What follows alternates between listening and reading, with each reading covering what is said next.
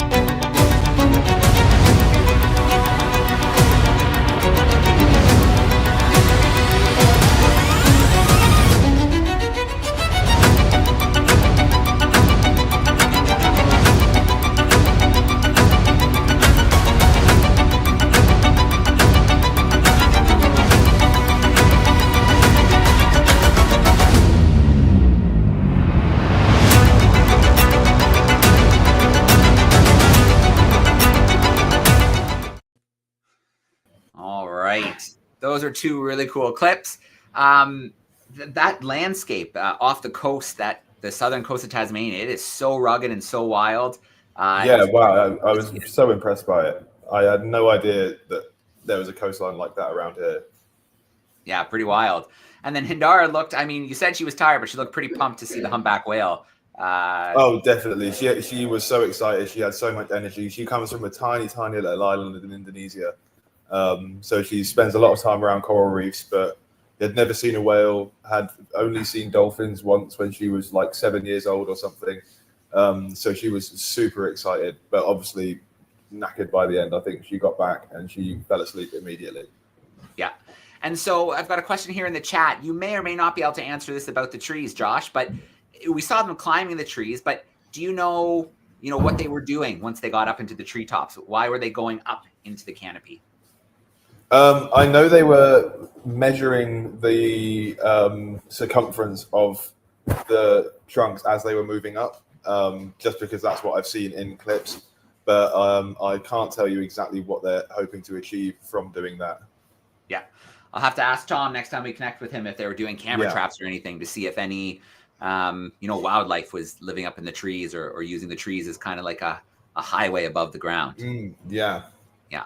So I'm curious. I was able to do about 4 dives while I was in Sydney. Did you get to sneak away and do any diving? No, I didn't, unfortunately. Oh, I was pretty wrapped up with both projects in Sydney, and the second one finished the day before we left. So yeah, I didn't have any time to go and get wet. Yeah. I've got one more question here in the chat, Josh. The dolphins, do you know what species they were? Common dolphins. Yeah, I think we saw a couple of bottlenose dolphins, but the majority of the ones that we saw were common dolphins. Yeah. I've got one more question here in the chat. Aaliyah would like to know, how long did it take you on the ship to get to Tasmania, and how long were you on the boat, the Zodiac, for? So to get to Tasmania, it should have taken us a week, but it took us 5 days, I think, because there was looked really fast, strong wind. Yeah, we charged over full speed, and then we were probably out on the Zodiac when we went whale watching for 2 hours, 2 or 3 hours or something. Yeah, very cool. There's a very famous race, Sydney to Hobart, where they race sailing yachts, and it sounds like you guys maybe unintentionally were taking part in your own little time for that race. Yeah, they're gearing up for it here now. They've got all the big marquees up, so they're waiting for it. So I think it's in the next couple of weeks. Very cool. So one more question here in the chat. Tariki would like to know, could you tell if how big the whale was that you saw, and maybe did Damien tell you if it was male or female? I don't know whether it was male or female, but our Zodiac was about 8.5 meters long. Yeah. And if you compare the size of the whale to the Zodiac, it was probably about 10 meters.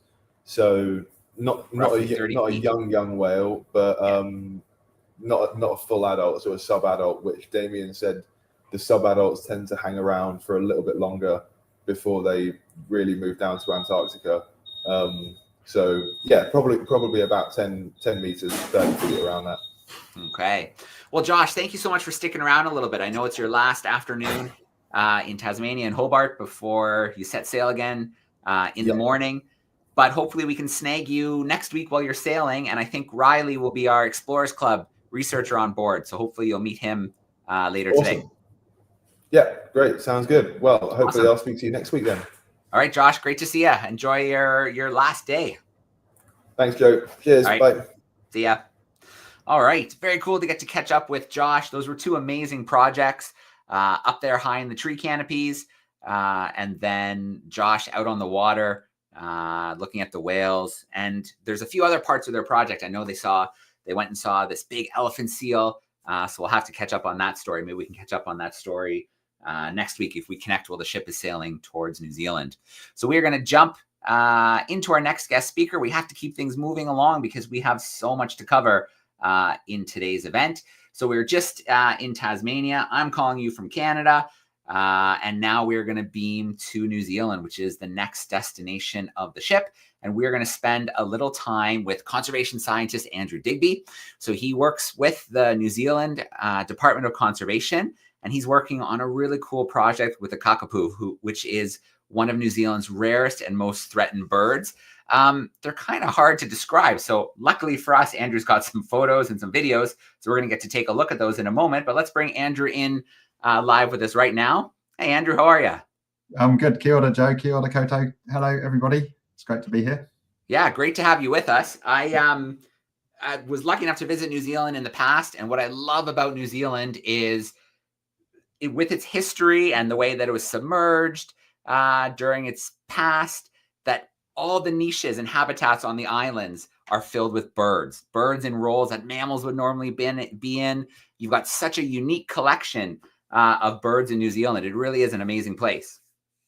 Yeah, that's right. And then I guess one of the birds that I'm going to be talking about now is one of those which has filled a niche, and it's a bird not really being a bird. It's a bird, taking the place of a mammal. And so, yeah, I'll talk a little bit more about that in a moment. Very cool. Well, I'm going to let you take over. As classrooms have questions, don't be shy. Use the chat, and I will pass some of those along to Andrew. So, Andrew, let's let you take over for a bit. Take us into your world. Cool. So I'm just going to share my presentation and share a screen so you can see what I'm talking about. All right, it's loading.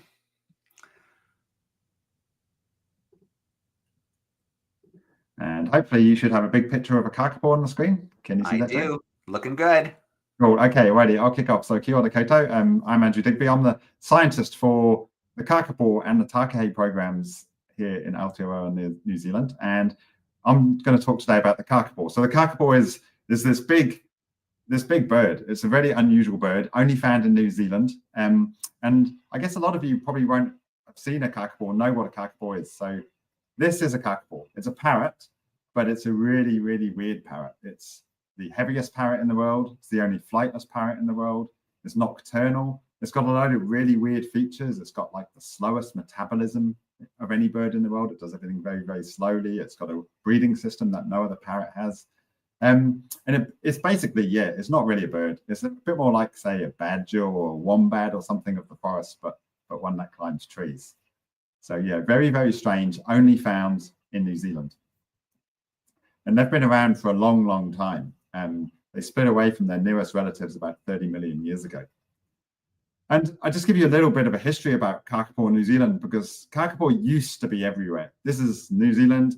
They used to be all over the whole country. There used to be probably hundreds of thousands of them. They were one of the most common birds in New Zealand. And so much so that in the 1850s or so, or 60s, when the European early settlers were arriving, it was pretty common for them when they were in their camps in the forest, in the bush, to have a tame kākāpō at their campsite. And they used to complain that at night they couldn't sleep because the kākāpō was so noisy, screeching in the tents around them, screeching in the trees around them.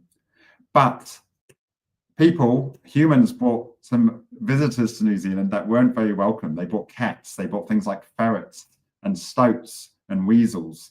And these mammals didn't used to be in New Zealand. So the birds that were here did not have defenses against these mammals when they arrived. So these mammals, and also things like dogs and humans hunting and clearing habitat, wiped out a lot of New Zealand's native species and mostly a lot of their birds when people arrived. And that happened to the kākāpō. And so from going everywhere throughout the country, by around about just over 100 years ago, there were hardly any kākāpō left. And by the 1970s, so about 50 years ago, a lot of people thought they were extinct. And so a group of people got together and they searched some of the more remote places in New Zealand, places like Fiordland in the southwest tip of the South Island, and places like Rakiura or Stewart Island down here. And they were looking in mountainous territory, something like this. And they actually found some kākāpō, but the kākāpō were just clinging on. They were clinging on to places like this. This is where this particular bird was found. This is quite a famous bird called Richard Henry. He was 1,000 meters up this cliff, just clinging on to the places where the cats couldn't get to them, where the stoats couldn't get to them. And another population was found in Rakiura, Stewart Island, right at the far south of the country, but they were getting eaten by cats. And as fast as the people could find them, the cats were eating them. So kākāpō were just about to become extinct. Again, they'd been found, but they were about to become extinct. And so something had to be done. And the solution that was came up with was to move them to safe places, to safe offshore islands where there were none of these pests, where there were no cats or rats or stoats, where those animals hadn't either got there or had been cleared off those islands. And so that's where we are today. So kākāpō aren't on the mainland of New Zealand today. This is the South Island. And kākāpō are on these offshore islands around the coast of the South Island of New Zealand. So they're still on these lifeboats. And how many are there? Well, initially when they were found in the 1970s, there was around about 150 of them. But the population was still going down. They weren't reproducing very well at all. And so by the mid-1990s, there was only 51 kākāpō left in the world. So something really had to be done at this stage. And so what happened then was this group called Kakapo Recovery was formed, a small dedicated team to try and save the kākāpō. And since then, the numbers have gone up. In fact, the population's increased by about 4 times since then. And you can see that there's these real step changes where we've had some big increases in the kākāpō population. So what's sort of caused that turnaround? And I guess the main thing is probably focusing on the breeding of kākāpō. Kākāpō have got this really weird breeding system. Most birds breed every year, but kākāpō don't. They only breed every few years when a big tree called the rimu tree produces lots of fruit. Now, this is a big tree. It goes to hundreds and hundreds of years old. It's probably not quite as tall as some of those ones in Tasmania we just saw, but it's still a very, very large tree. And every 2 to 4 years, it masts, what's called masting, or mass produces lots of these little red fruits, these rimu berries. And the rimu is a really special food. It's a bit of a superfood. It's really high in calcium, really high in vitamin D. And kākāpō feed that to their chicks. So the mother here is feeding her chicks. She's eaten a lot of these berries and she's regurgitating them for her chicks to eat. And the chicks grow very, very fast on this really, really healthy food. But there's a bit of a problem with kākāpō in that they produce these chicks, they lay the eggs, but a lot of the eggs never become kākāpō. They never hatch. So out of all the kākāpō eggs that have been laid, about half of them are infertile. There's no way that they'd ever become a chick. And only about 1/3 of them actually turn into a kākāpō chick. So if a clutch of 3 eggs, 2 of those never normally become a kākāpō, and only 1 of them becomes a fledged kākāpō chick, a kākāpō that leaves the nest. So that's a real problem. And so one of our management, what we try and do is to try and help the kākāpō as much as we possibly can. And we rely on technology quite a lot to do that. One of the things that we do is every single kākāpō has a name. Every single kākāpō's got a little tracker on it, which it wears on its back in a little backpack. That enables us to find the kākāpō, but also enables us to track their activity. So it's a little bit like every kākāpō's got a Fitbit on. And then on our islands, we have a series of these data loggers which take the information from those transmitters. We also, when the kākāpō nest, we do a lot of monitoring. We have a camera in the nest. We have little proximity sensors which tell us what the mother's doing. We have temperature sensors. We have a doorbell on it so we can tell when the mother comes and goes. And we take a lot of care of those chicks. So those chicks get checked mostly every night. We weigh them. We health check them to make sure that they're healthy. And we feed them as well. Like sometimes they need a little bit of help. So we feed the chicks as well to try and give them a little bit of extra boost. And also the kākāpō, we feed the adults too. And so each kākāpō mother, she has a little feeding station, which only opens for her. It's controlled by the transmitters. So that enables us to keep the kākāpō in a healthy weight so that actually we're able to breed and actually produce as many kākāpō chicks as possible. Also in the setup is a set of scales as well. So when she feeds, we get a weight from her as well. So we can tell what weight she is and we can adjust how much food we give her accordingly. And all of these pieces of information, these devices that we have these data loggers in the nests out on the hillside, for the feeding stations, they're all joined together in a bit of what's like a Wi-Fi network. They're all connected together. And then they can send all their information to the internet. So wherever we are in the world, we can check on any kākāpō and can see things like how active it's been, for example. Because one of the things you'll know is, say, for example, if you're sick, you're not feeling very well, you stay in bed and you don't move around very much. Well, kākāpō are the same. If they're not feeling very well, they tend to move less. And so we can pick up that signature and we can tell, even if we're not on the island, we can tell this particular kākāpō is sick. We need to go out there and we need to get that kākāpō to hospital to get it treated. So that's kind of the really intensive management that we're doing. And that's why that we've been able to turn the kākāpō population around. So it's going down to those 50 birds, and now it's gone up to 244 kākāpō today. But this is really, really intensive. And we can't keep doing this. As we get more and more kākāpō, we can't keep managing every single one individually. So what we'd like to be able to do is just let them go and let them do their own thing. Don't have their transmitters on them. Don't give them all names. So how can we do that? Well, that's one of the things we're looking at. And one of the ways that we're looking at it is to try and see if we can trace kākāpō in the environment and monitor them without actually catching them. So this is a kākāpō at his bowl. Male kākāpō, they boom. They inflate themselves to like a football, and they make this really deep booming sound to attract the females. And this male is actually clearing out his bowl. He's tidying up his spot. They're very, very fastidious. It's a bit like him tidying his bedroom, and he keeps it really, really clean. But as he's doing this, he's dropping little bits of feather, little bits of skin into the ground. And what we've been working on is to try and use something called DNA testing to be able to see if we can find the kākāpō in these places. DNA is kind of a bit of it's part of the building blocks of life, basically. It's what we're made up of. Everyone's got their own little unique signature. And so what we're hoping this will be able to do, rather than catching kākāpō on an island and having them monitored intensively, we're hoping we can just go to an island, get a little cup of soil, and look in there for the DNA of the kākāpō. And that might be able to tell us things like how many kākāpō on that island, how many males and females, and even which individuals are there. Because ultimately the aim for this is we want to get kākāpō off of these lifeboat islands, off of the sanctuaries, off of the coast of New Zealand, and back onto the mainland, back into the mountains like this, and even back into the forests around the towns and cities, which is where they used to live. So that's a real sort of quick whistle-stop tour of kākāpō conservation. I just thought I'd give you a little brief taster, and I'd be really keen to take any questions that you might have. All right. Very cool. Thanks so much, Andrew. It is really an amazing project. You know, it's a tough project, bringing a species back from the brink. You monitor them so well to collect all that data, and obviously you've been able to boost the numbers much higher. And then a few weeks ago, maybe even a month or two now, we connected with Dan Tompkins from Predator Free 2050. And so, you know, he's doing another piece of that conservation work, is getting those predators out of those areas where hopefully one day you can release the birds.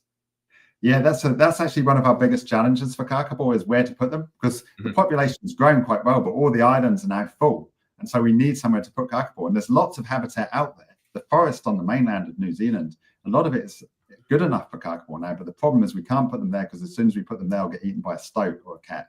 So if we can remove those stoats and cats from some of those, or most of those, or all of those areas, suddenly we've got places to put kākāpō. So that's that's the dream. So people like Dan and colleagues who are working on that, that's a huge part of what we're doing, to be able to give these birds the habitat that they used to be able to live in, bring them home again. So we have a classroom here in South Australia that just sent a pile of questions in the chat. So I'm going to start working through a few of them. Talia would like to know how long you've been doing your job, and Harry wants to know the favorite part of your job, the best part. Okay, cool. I've been working in conservation for just under 20 years, and I've been doing this job for nearly 12 years as a scientist for kākāpō. So yeah, a little while. Other people have been doing it for a lot longer.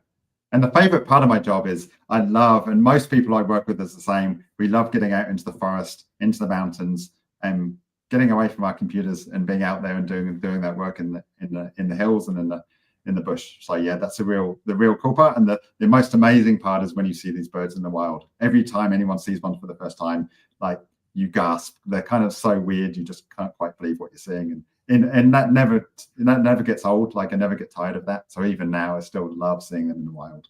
Yeah, very cool.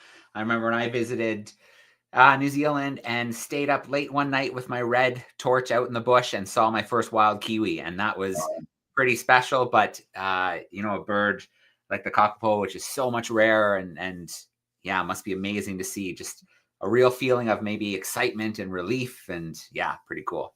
And just awe as well. Yeah, kiwi are very cool. I used to work on kiwi too, and they're a real favorite. Yeah. And if you ever come to New Zealand and you want to see kiwi, the best place to see them is probably in Stewart Island, right down at the far south. They come out during the day there sometimes, and there's lots of them. That's cool. Cool. Okay, so Annabelle would like to know if they can fly. No, they can't. And so that's the weird thing about kākāpō. And a lot of New Zealand birds can't fly, because the reason is because they never had the mammals to chase them on the ground. Birds only fly if they really, really have to. It's quite hard work flying, takes a lot of energy. So kākāpō never needed to, because there's nothing chasing them. Although you might have noticed in that clip, Kakapo have got quite big wings, which is unusual. You take the kiwi has got wings, but it's tiny, tiny, tiny little wings. You can hardly see them. Kakapo have got big wings, and they use them not for flying, but when they're climbing in the trees, they use them to try and balance and when they're feeding, so they don't fall down. Sometimes they do fall down, but they can kind of like, they fall pretty fast, but not quite as fast as they would if they didn't have the wings. Okay. Maggie would like to know, can you tell us some of the names of some of the birds? Yeah, the birds have got a bit of a mix of names, and the names come from lots of different places. A lot of the names come from iwi, so the Maori tribes that we work with, and they name them after important people in their past, for example. We have a lot of names. One of my favorite birds is called Sinbad. He's called Sinbad after the Sinbad Valley in Fiordland, which is where his ancestors or his father came from, or near where his father came from. So yeah, a bit of a mix of names. Yeah. All right. Another question here about their age. Do they live very long? Yeah, that's a really good question. We don't exactly know how long Kakapo live for, because we've never actually been able to track them right through, but we estimate they live about as long as people, probably at least 60 years. Maybe some might even live a bit longer as that, maybe up to 90 years or so. But yeah, that's something that we're still trying to work out. All right. And then Sienna, maybe Sienna already knows a bit about the sound, but they're wondering about the sound they make.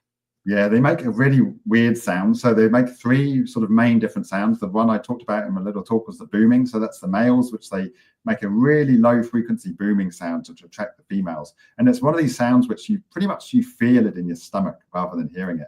Then they make a little noise called like a chinging noise, which is what the males do. And we think that's to guide the females in when they get a little bit closer. And they make a squawking noise too. We call it a squawk. It's a bit of an angry noise normally. It's the females and the males both make it. It's when they're a little bit upset, either at you or their neighbors or something. So yeah, those are the three main ones. All right, very cool. One more question for you, Andrew, before we let you go, and that's, where in the project are we? Are you at the stage where you're starting to look at sites off of islands, or is it still too early? No, we are starting to. And in fact, last year we released 10 kākāpō, and we reduced that down to 3 at a place called Mangatautri, which is in the North Island. It's on the mainland. So it's actually returning to the mainland, which is cool, but it's a little bit special because it's protected by a fence. It's a big mountain with a 50-kilometer fence around it to keep all those predators out. So that's the first step for us. But we are looking at other sites as well. A really, really big one for us is Rakiura or Stewart Island on the south of New Zealand, but that's still got some predators on it. So once they're gone, hopefully we can release kākāpō. But yeah, the things are happening quite quickly. This is really, really changing fast. And so I hope within the next, say, 10 years that we'll have kākāpō back on the mainland of New Zealand in maybe a few different places. All right. Well, Andrew, it was great to catch up with you today and see how the project has progressed. We will definitely reach out again in the future because we'll definitely want an update to see how things are going in New Zealand with the kākāpō. Great. Well, thank you very much for the invite to talk, and thanks everyone for listening and your questions. It was great. Awesome. Thanks, Andrew. Have a great rest of the day. Thank you. Bye. All right. So super cool to connect with Andrew. We've been bouncing around a little bit today. We caught up with the ship in Tasmania and Hobart. We caught up with Andrew in New Zealand. Now, we do have time that near the end of the call, we're going to get into some of the scuba diving that I was doing in Sydney around New South Wales.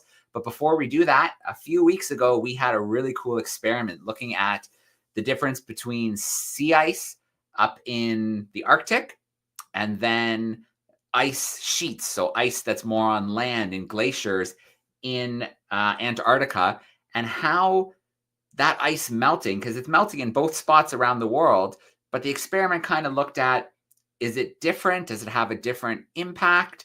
And so let's take a look at the results from the experiment. And then I've got some cool results that Classroom sent in for us as well. So give me a second here to share the video, and let's see the results of the experiment from Stuart in the Darwin studio.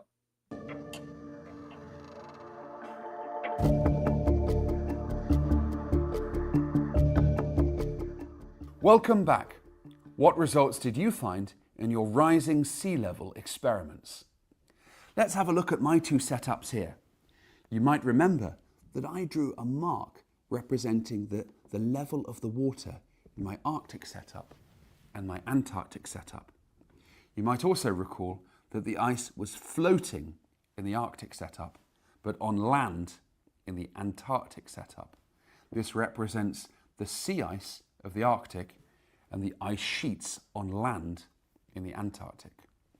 Well, we can clearly see that the level has actually risen significantly in the setup representing the Antarctic ice sheet. But it hasn't risen really at all in the setup representing the Arctic sea ice. Did you work out the reason why? The answer is quite simple. Ice actually expands when it freezes. However, the amount of ice above the water when it floats is roughly the same as the amount of volume that the ice expands by. So when it melts, the volume of the water is more or less the same. This explains why the melting ice hasn't changed the level of the water in my container. However, the ice representing the ice sheets of Antarctica is completely different. All of that ice is above the level of the water on land, so that when it melts, the water trickles down and raises the level of the container. This simple experiment showcases some of the processes that are taking place at the North and South polar regions. The melting of the sea ice around Antarctica and the Arctic regions has relatively little impact on the rising sea levels of our world. However, the melting of the ice sheets of Antarctica and to a lesser extent Greenland and other areas around the world has a massive impact on the rising sea levels of the oceans. Since Charles Darwin's journey in 1831, sea level is thought to have risen around 20 centimetres. However, with the ongoing melting of ice sheets around the world, particularly the Antarctic ice sheet, it's thought that global sea levels could rise as much as 70 metres by the year 2100. Imagine the impact that will have on coastal cities, coastal communities, and coastal habitats. Did your results match mine? Let's see what you found out and who won those 3 £50 Amazon voucher prizes. All right, so we had, let me open it up here on my end. We had a really cool answer series sent in from our super students at Naircourt Public School in South Australia. I'm going to share my screen. Let's make sure I pick the right window. There we go. This looks like it. Okay, so you should see that come up now. So you can see here, as they were getting their containers ready, looks like they're putting some plasticine into their containers, one for the Antarctic, one for the Arctic. They've got their polar bear in the Arctic. They've got their penguin in the Antarctic. There's Stu in the background, so they're watching their instructions. Pretty cool. And so when you put the ice in, you've got to put the ice in the water for the Arctic. That's floating sea ice. Then you have to put the ice on land for the Antarctic because it's in those big ice sheets, those big glaciers on that 7th continent. They put in a little bit of water and then they let it melt to see what would happen. There's their marker lines there, marking where their water level started at. And they had some really good predictions. They predicted that in the Arctic, the water level would rise, the water would get colder. In the Antarctic, they thought the ice would fall into the water and the water would definitely get higher. And then you can see the results very similar to Stu's. Here we have the Arctic where the ice melted, but it didn't change the water level. However, in the Antarctic, when it ran off from their little piece of land, it raised the water quite a bit. So like Stu said, when the ice is already floating on the water, that volume of space is already being taken up. So when it melts, it doesn't make any more water than is already in the water as sea ice. Whereas this coming off the land, it puts water that was originally trapped on land, it puts that back into the ocean, and that causes those water levels to rise. So we definitely see that in Antarctica, and then we see that in Greenland as well, because Greenland is covered in big, thick sheets of ice. Okay, let's come back from that screen share. Very cool. We have a brand new experiment for this week. This will be the last experiment before the Christmas holidays. So let's take a look at that experiment together, and then we'll wrap up by doing a little scuba diving adventure in Australia. So I'm going to share my video, and let's take a look at this brand new experiment we have ready for you.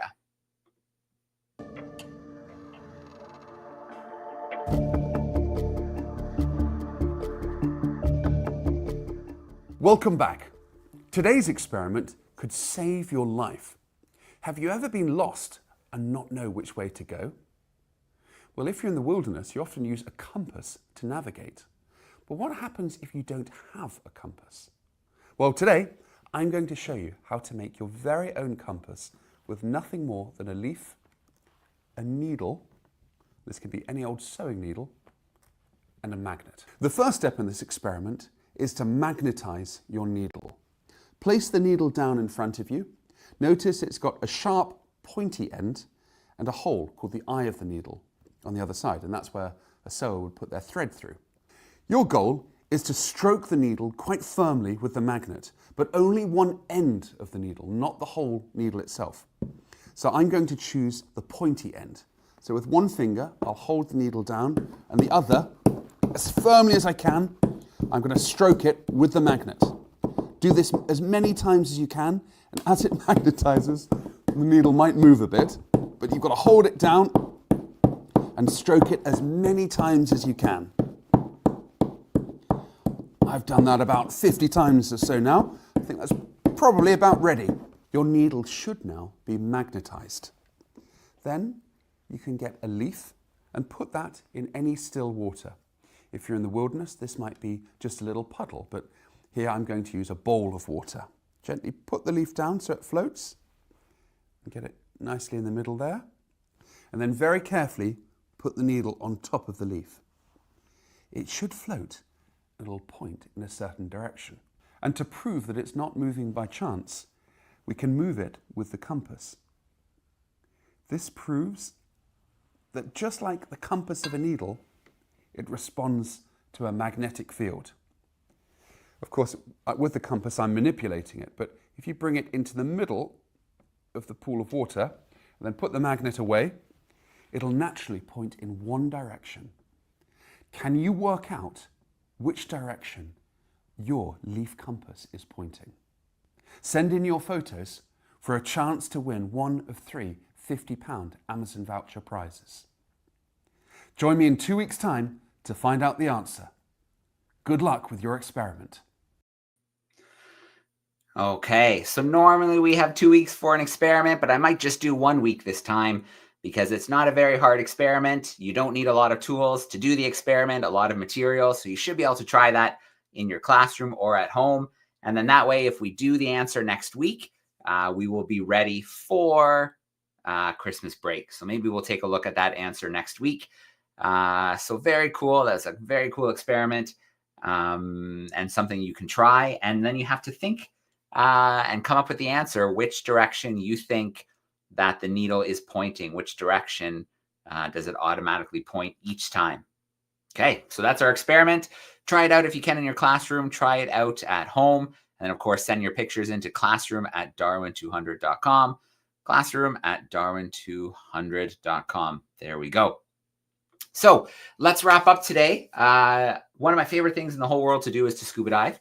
And so when I went to Australia, that is something I knew I had to do. I was lucky enough to get out on 4 dives during the time that I was there. And I got to see a lot of amazing underwater creatures. So I actually lived in Australia way back in 2007. And that's where I first started scuba diving. That's where I learned to dive. And one of my favorite creatures that I saw on some of those first dives was a weedy sea dragon. But I didn't get to take any pictures or videos of it because I was just learning how to dive. I didn't really have any cameras that I could take underwater. But lucky for me, I got to go to a dive site called The Steps just off of Sydney, and I got to see weedy sea dragons again. So they have this beautiful camouflage, the weedy sea dragons.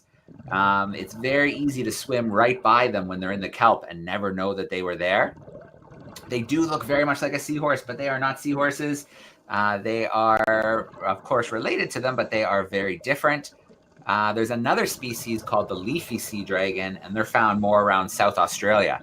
To our classroom in South Australia, if you go diving in South Australia, there's a good chance you can find leafy sea dragons, which look very different. They're very cool looking. Look them up if you have time afterwards.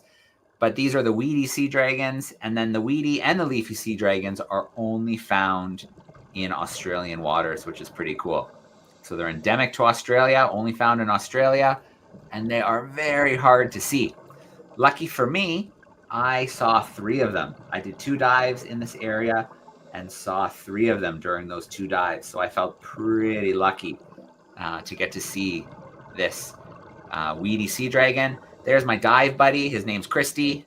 He works for the dive group that I went out with, the dive center. And you can see he's taken some pictures and some videos of this really cool looking weedy sea dragon. So very good camouflage, but once you spot them, then they're pretty easy to follow and get some nice pictures and take some nice video of. So very cool. Now, kind of similar looking to the weedy sea dragons, there was another really cool species that likes to hide in the rocks there. And I'm going to put it up on the screen now. There we go. This, if you look closely, is a white seahorse. So they are a little bit hard to find because they do camouflage well, but their numbers are also really low. So they're definitely a threatened species. And so in certain places around New South Wales, they have things in the water called seahorse hotels. And there are places that the seahorse can live. They can be relatively safe, and it gives them a chance to reproduce in a safe spot. So this is one of those white seahorse. All right. I did a few more dives at a really cool spot called Magic Point. And the reason I went to Magic Point is because there's lots to see, and it's a good spot to spot sharks around Sydney. And I was lucky enough to see 2 different kinds of sharks. I was hoping to see the really big gray nurse sharks, but we didn't see any of them that day, but we saw a couple other ones. So I'll share a couple of those video clips with you now. So this first one was laying right down, right when I got in the water, and I got down the anchor. This carp is called a wobbegong. It's also called a carpet shark. So, and then we have this guy here. This is the blue grouper. And this blue grouper kept interrupting me when I was trying to take pictures and video of the wobbegong. The blue grouper kept swimming in like, pay attention to me. Look at me. Take pictures of me. So this is the wobbegong. It tries to stay really still and camouflaged. You can see that it doesn't move around a lot. There's the blue grouper interrupting again. And there we are, back to our wobbegong. Yeah, they're very calm, unless you bug them. Then you might get bit if you try to grab or move this shark. But otherwise, it just lays there, tries to stay camouflaged. Yeah, very cool looking shark. Kind of different than most sharks that you see. They can stay still. They don't have to swim through the water to breathe. They can pump water over their gills. So they can stay still and try to stay camouflaged, just like this one is right now. So I was very happy to see a wobbegong. They are a really cool shark. Yeah, and I hadn't seen one before, so it's pretty special. And of course, there's our pal again. Sometimes they call these guys the Labradors of the ocean, like the dog's the Labrador, because they are kind of friendly and they like it if you pay attention to them. So there's that wobbegong. I saw another shark species. Let me get this video ready. This is a different shark. This is a Port Jackson shark. And they're kind of cool looking too. Kind of looks like an angler with that black strip on his eyes. This is just a small shark, maybe a meter long. Not a very big shark, but another really cool species of shark. It likes to stick close to the bottom. And it kind of looks different than most sharks that you see pictures of, like different than bigger sharks, like the blue shark, the white shark, the tiger sharks. These guys like to hang out close to the bottom.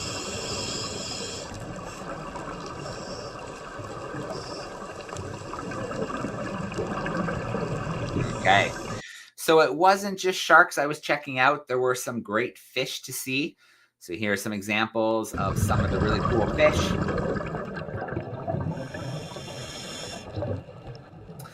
I'm not sure what species these ones are. I'm going to have to look it up. I haven't had time to look it up since I was back, but I really like their stripes. I thought they stood out really well. And anytime I saw this group of fish, they were always in groups of 2 like this. There was always a pair of them. So they were really cool to see. You can see they weren't too afraid, but got interrupted again. Here comes our friend, the blue grouper. And this time, the blue grouper brought a friend, because there's the one from before. And then when I turn around, there's another one coming to see what's going on. So they're very curious fish. Those blue groupers. Maybe, just maybe, we'll see them one more time in this selection of video clips. We'll see. So if I share the next clip here, this is another wobbegong. So if you look around, this is kind of where you usually find them. It was kind of strange to see them first in the open, but during the day they prefer to be in caves like this. You can see this one here is hiding out in a little cave. Someone had a little light on their camera, so we got a little bit of a better view. You can see it prefers to be in this little cave where it's protected. Darker in the little cave as well. All right, and I think I have 2 more little video clips for you. The first one is our old friend, our blue grouper, and this time the blue grouper got what it wanted. I think all along it was trying to get me to give it a little scratch. So here it is, kind of pumped against me. And then when I gave it a little scratch, you can see it would like that a lot. So it came closer so I could give it a little scratch. So that was pretty cool. You can see again why they call them the Labradors of the ocean, because they are kind of like big, silly, friendly dogs. You can see how this one kind of interrupted me all dive long trying to get my attention. You can see it really enjoyed getting a little scratch like that. And so the last thing I saw, the dive lasted about 45, 50 minutes. And just before I came back to the surface, I caught a glimpse of this cuttlefish. Oops, I had to just take one thing out of the studio so I can share one more video. There we go. Let's share this cuttlefish now. So cuttlefish kind of look like a kind of a cross between a squid and an octopus. So I was looking at these stripy fish, these yellow and black striped fish, and then I noticed the cuttlefish hiding a little bit behind the cave. So cuttlefish are pretty cool. Some of them off the coast of Sydney can get as long as a meter, like a yardstick. They call those giant cuttlefish. This one wasn't as big. This one was maybe about a ruler. You have a ruler in your classroom, like 30 centimeters, 12 inches. Cuttlefish can change their colors depending on how they're feeling or if they want to blend into their surroundings. They're really, really smart and they're really, really curious. So you can see this one looking at me and trying to figure out what I'm all about. Kind of the same way I'm looking at it and trying to get some nice video of the cuttlefish.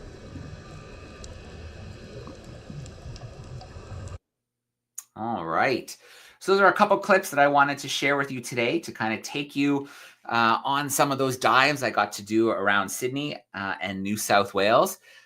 We have a couple minutes, so if there are any questions, of course, I'm happy to take a couple questions.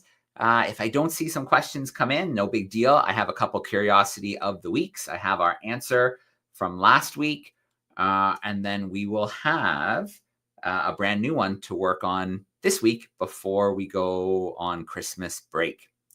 So I'm going to start getting those ready in the background.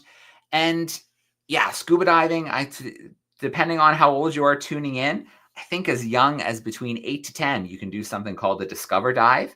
So you can try out scuba diving in a pool. And then I think a little bit older, maybe between 10 to 12, you can actually get your certification and start to scuba dive more often, which I think it's one of the coolest things in the world to do. I love going underwater. It's a world that not a lot of people get to explore.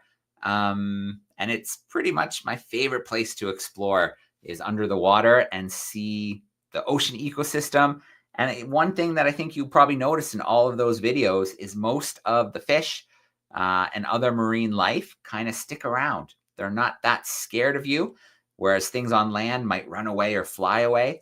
Under the water, as long as you're calm and you don't get too close, everything kind of sticks around, and you can take pictures and take videos and really kind of see what's going on underwater. So let's wrap up with our curiosity of the week.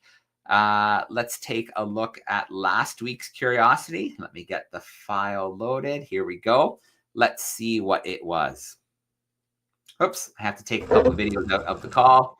I have too many videos in the studio. There we go. Let's try that one more time. Let's take a look at the answer. Back. Could you work out the identity of last week's curiosities? Could you decide what these strange objects might be? Well, believe it or not, they're eggs.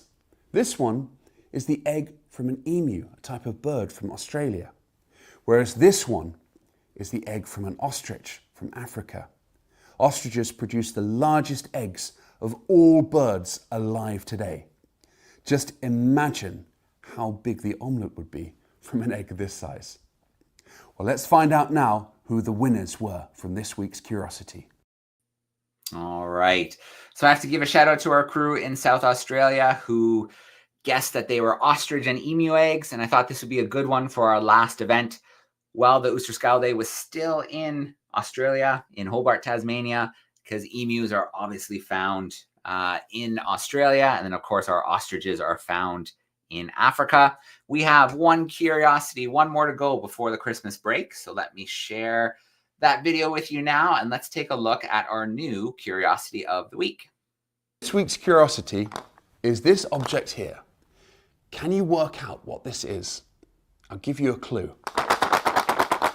It rattles. It's got something inside it. Upload your results via our website, www.darwin200.com, or email classroom@darwin200.com. Tune in next week to find out the identity of this strange curiosity. Good luck. Okay, there we go. So classroom@darwin200.com. I'll put that up one more time in case you need it. There it is, classroom@darwin200.com. We have our compass experiment. You have 1 week to give it a try, and then send in some pictures and tell us what direction you think the compass is always pointing. Classroom@darwin200.com. And then, of course, we have our curiosity of the week. It's a kind of a tricky, interesting looking one. Send your answer to classroom@darwin200.com. So there we go. That is the end of our live event together today. Last thing we need to do is a shout out to our sponsors, our supporters, our partners, without whom we wouldn't be sailing around the world, training young conservation leaders, bringing researchers into the field to work on different projects, and we definitely wouldn't have the world's most exciting classroom. So thank you for joining us this week. One more to go before the holidays. And yeah, we're going to sign off for today. Here we go.